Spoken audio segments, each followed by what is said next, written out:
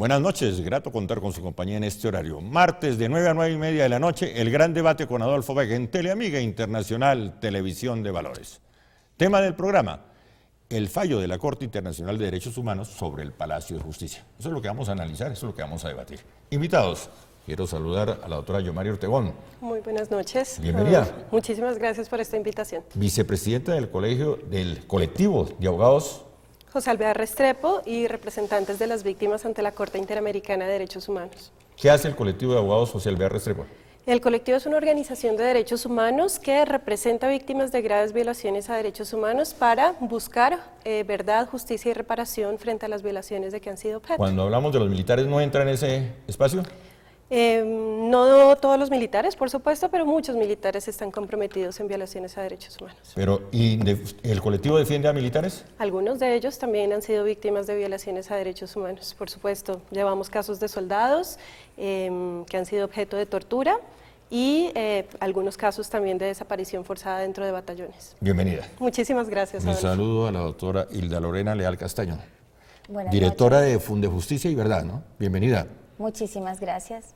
Y la misma pregunta, ¿qué hace Funde Justicia y Verdad?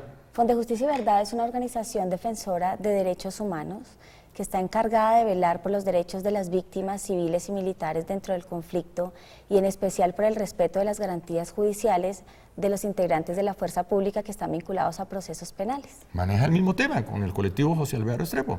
Claro, la defensa de los derechos humanos es uno solo, simplemente que se toma desde aristas diferentes, aunque yo considero que tanto el colectivo como Funde Justicia son entidades que velan por las garantías judiciales. ¿Y cuál es la diferencia? Que las personas que están dentro de nuestro gremio pues son diferentes, ellos atienden unas víctimas que consideran que quienes les han violado sus derechos humanos son los militares y nosotros atendemos los derechos fundamentales de los militares que están vinculados en esos procesos. Bienvenida. Cierra Gracias. la lista de invitados, el concejal William Moreno. Adolfo, muy buenas noches. Bienvenido. Muchas gracias. Es integrante del M19. Desmovilizado del M19 y actual concejal de Bogotá. ¿Usted participó en la toma? No, por supuesto estoy aquí porque si no habría corrido la misma suerte que corrieron justamente quienes hoy son objeto del fallo de la Corte Interamericana. ¿Qué hacía usted en el momento de la toma? ¿Dónde estaba? Era un miliciano, era un militante del M19 en Bogotá. Básicamente tenía mi actividad en los barrios del suroriente de Bogotá. ¿Y usted se entera antes de la toma? No, este tipo de acciones eran compartimentadas, eran secretas, solamente se enteraban quienes iban a participar allí. Era parte de el manejo de información que tradicionalmente han manejado los grupos subversivos para poder adelantar sus acciones. Pregunta concreta para respuesta concreta. ¿Se equivocó el M19 con la toma del Palacio de Justicia? Sí, no consideró suficientemente la capacidad de respuesta del ejército en la retoma, en la recuperación a sangre y fuego. Yo creo que en el M19 pesó mucho el éxito que tuvo en la toma de la Embajada Dominicana, donde pues todo el mundo supo que salió, digamos, airoso el episodio, donde no hubo esa masacre que sí se dio en el Palacio de Justicia, y quizás ese antecedente les motivó a pensar en que algo parecido iba a pasar en el Palacio de Justicia. ¿Qué dice el fallo de la Corte Interamericana, doctora Yomari? Bueno, el fallo de la Corte Interamericana se dedica a analizar la situación de tres grupos de víctimas. Una, las víctimas de desaparición forzada, donde establece que 10 víctimas fueron víctimas de desaparición forzada. Otro grupo de víctimas, que son las víctimas de tortura, donde la Corte dice 4 personas que se presentaron ante esta Corte fueron detenidas arbitrariamente, fueron torturadas y no han sido sus casos debidamente investigados. Y una tercera situación, la del magistrado Carlos Horacio Urán, la Corte dice fue ejecutado extrajudicialmente previo a que había sido desaparecido y por ahora sus familiares no han obtenido justicia. ¿Condena al Estado colombiano? Se condena al Estado colombiano después de que el Estado colombiano ya había aceptado parcialmente su responsabilidad. ¿No se incluye a los militares como víctimas de la toma del Palacio? No, por supuesto que no. ¿Y cuál es la explicación? En este caso, se considera como víctimas de violaciones a derechos humanos a quienes después de las acciones de la retoma del ejército fueron objeto de detenciones ilegales, fueron objeto de torturas, fueron objeto de desapariciones y ejecuciones. Entre ellas, por supuesto, no hay ningún miembro del ejército porque ellos se consideran los responsables de esas acciones violatorias. ¿Y la responsabilidad del M-19? Tampoco se considera porque el sistema internacional de derechos humanos es un sistema que analiza la responsabilidad de los estados. Por supuesto, la Corte toma en cuenta la toma que hizo el M-19 como un elemento, si se quiere, de contexto, pero se centra en las acciones que ocurrieron después, desde el momento en que entra el ejército a tomar posesión del Palacio de Justicia. Doctora Lorena, ¿cuál es su lectura? Bueno, yo leí con mucho detenimiento la sentencia de la Corte Interamericana. Entiendo que efectivamente solamente se analiza la responsabilidad del Estado, del cual yo tengo que decir el Estado sí debía ser condenado como responsable, pero de ninguna manera dentro del contexto de responsabilidad de integrantes del Ejército Nacional. Aquí, dentro de la sentencia de la Corte Interamericana, hay que tener en cuenta que se han valorado pruebas como la de Edgar Villamizar Espinel, una prueba que aquí en el Juzgado 55 Penal del Circuito desacreditó completamente lo dicho supuestamente por este señor Villamizar dentro del expediente. Escúcheme, ¿quién es Edgar Villamizar Espinel? Edgar Villamizar Espinel es un militar que aparece en el caso del coronel Luis Alfonso Plazas Vega, y digo aparece porque aparece simplemente una declaración donde ni siquiera hay constancia de que él haya firmado esta declaración. Posteriormente, en el año 2012, el señor Edgar Villamizar va ante el juez 55 Penal del Circuito manifestando que jamás había ido a la Fiscalía a declarar que no conoce a Luis Alfonso Plazas Vega y que tampoco participó de las actuaciones de la recuperación del Palacio de Justicia. ¿Sobre ese presupuesto actúa la Corte Interamericana de Derechos Humanos? Es uno de los elementos que ha tenido en cuenta para la sentencia y fue analizado su testimonio, como el de Tirso Sáenz también. ¿Por qué hoy en día no se conoce la verdad sobre el Palacio de Justicia? Creo que no se conoce porque la autoridad ha sido negligente, ha sido omisiva, porque los procesos internos han tenido mora judicial, porque Medicina Legal tuvo un manejo deficiente de los cuerpos desde el momento en que fueron a hacer los levantamientos después de la recuperación del Palacio de Justicia. Usted sabe, Adolfo, que quienes actuaron y impidieron la actuación de cualquier otra autoridad distinta fue el mismo ejército en las siguientes 48 horas de la retoma del Palacio de Justicia. Ellos generaron un cerco que imposibilitó la llegada de cualquier entidad judicial a verificar las víctimas que finalmente quedaron incineradas tras el incendio y todo lo que allí ocurrió. Cuando finalmente hicieron el levantamiento autoridades judiciales, pues el ejército ya había barrido buena parte de las evidencias, había arrinconado los cadáveres, había hecho completamente destruido la posibilidad evidencial de lo que allí ocurrió. ¿Por qué no se conoce la verdad? Insisto en la pregunta. Mira, hay un antecedente que siempre funciona. La historia es la versión de los vencedores. Y aquí estos vencedores han venido tratando de que su responsabilidad no se reconozca. Y desafortunadamente en ese momento, muchos de los televidentes quizás hace 20 años que ocurrió esto no tengan el contexto de lo que se vivía en el país. Teníamos unas fuerzas militares seriamente involucradas en violación de derechos humanos que habían hecho de su costumbre la desaparición forzada, de las torturas y demás. Lo del Palacio de Justicia no es aislado del todo el contexto de lo que venía pasando en relación a la actuación de los militares en ese momento. Un segundo, usted habla de vencedores y habla del ejército, pero en este momento, por ejemplo, parte del M-19 está en el poder y oficiales del ejército están en la cárcel. ¿Tú sabes por qué los del M-19 están en el poder? ¿Por qué? Porque hemos ganado en un escenario democrático la posibilidad de representarlos. Ya regresamos.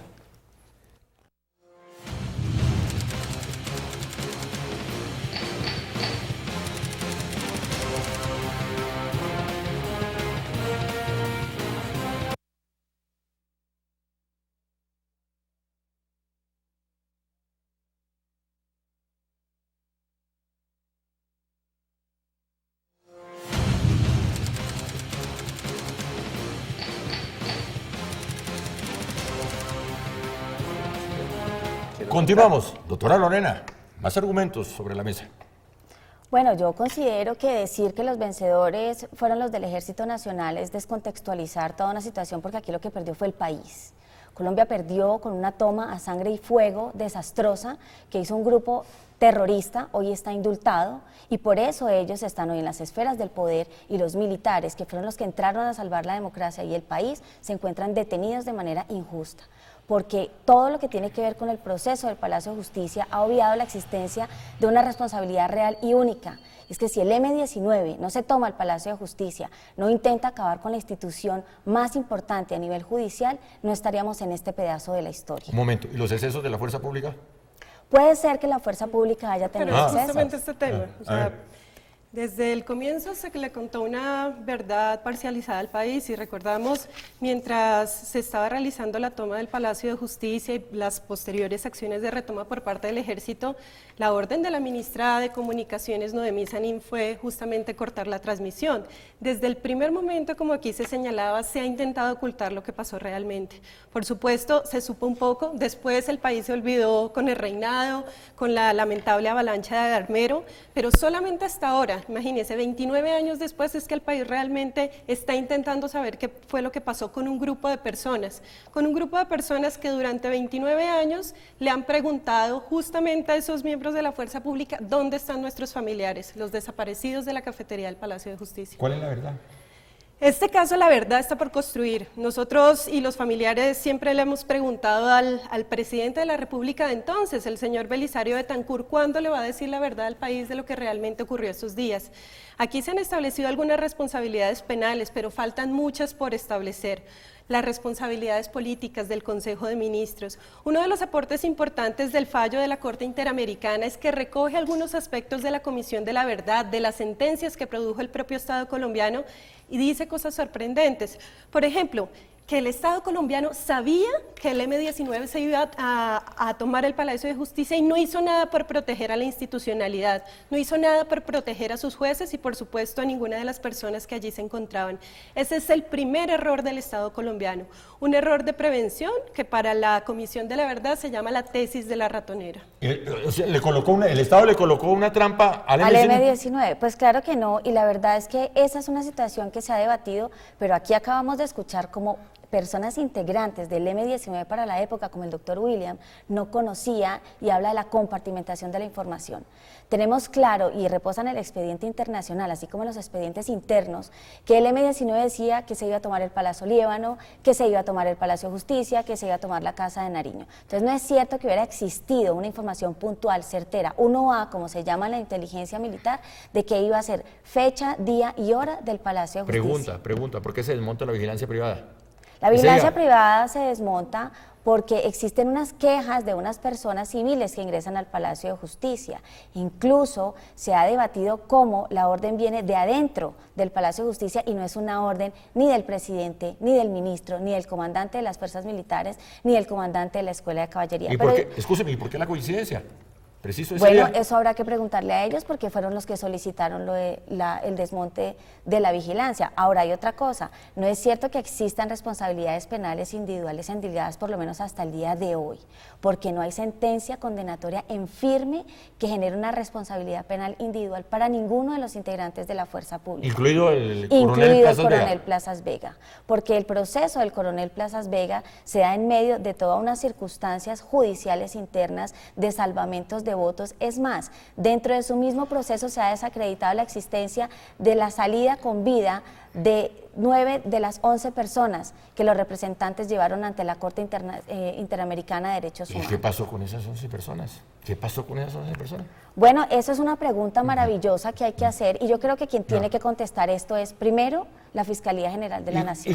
¿Y cuál es su respuesta? No, el Ejército tuvo pleno control de todas esas acciones y por eso inevitablemente la Corte, después de una investigación de todo este tiempo, pues ha llegado a la conclusión de que efectivamente los altos mandos militares fueron los responsables de la suerte de estas personas.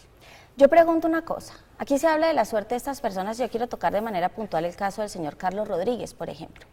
Del señor Carlos Rodríguez se tiene, tanto en los expedientes internos como en el amicus que se presentó ante la Corte Interamericana, que unos 10 minutos antes se encontraba en un banco, creo que era Bancafé, haciendo una consignación. Y ni siquiera se tiene la certeza del reingreso después de la consignación al Palacio de Justicia. Y esto lo digo porque es la demanda contra el Estado colombiano ante el Consejo de Estado, quien el abogado que representaba a la señora esposa, el señor Carlos Rodríguez, hace esta manifestación expresa. ¿Y dónde está él ahora?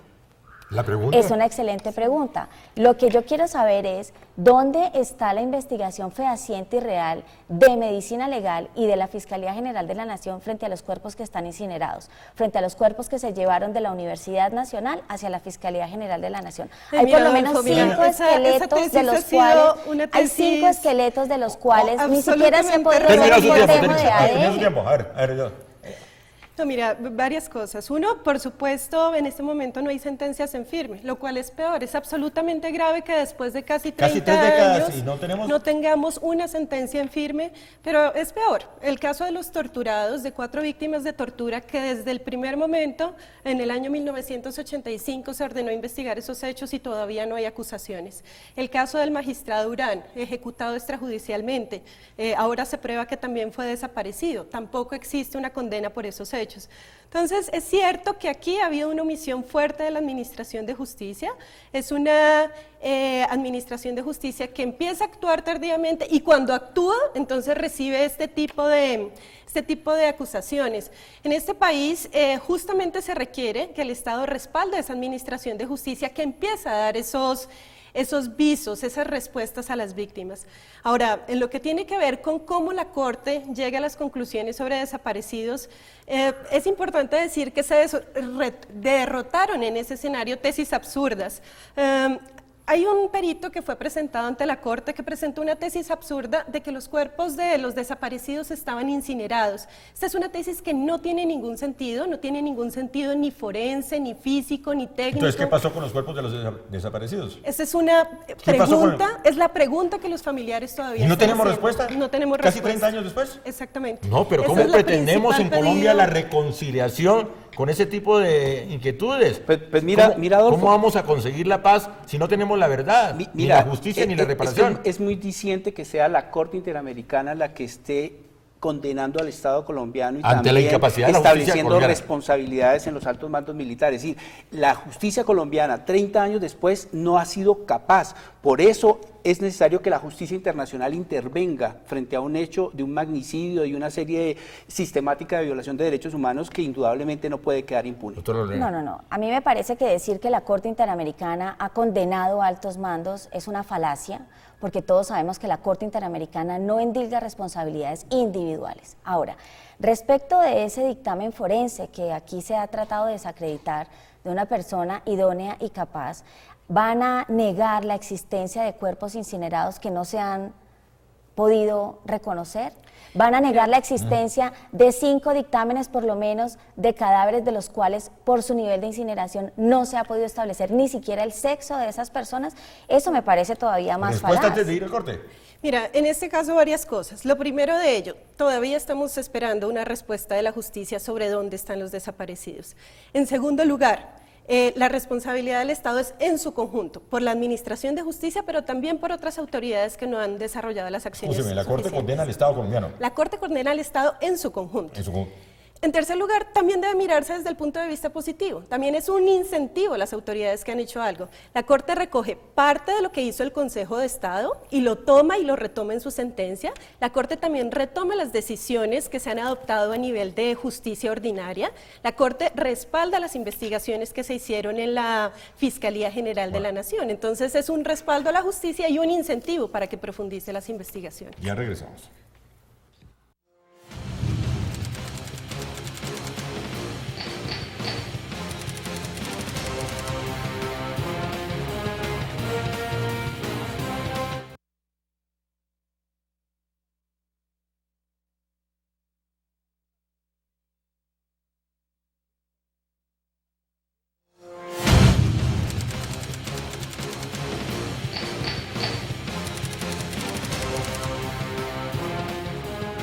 Tramo final, concejal William Moreno.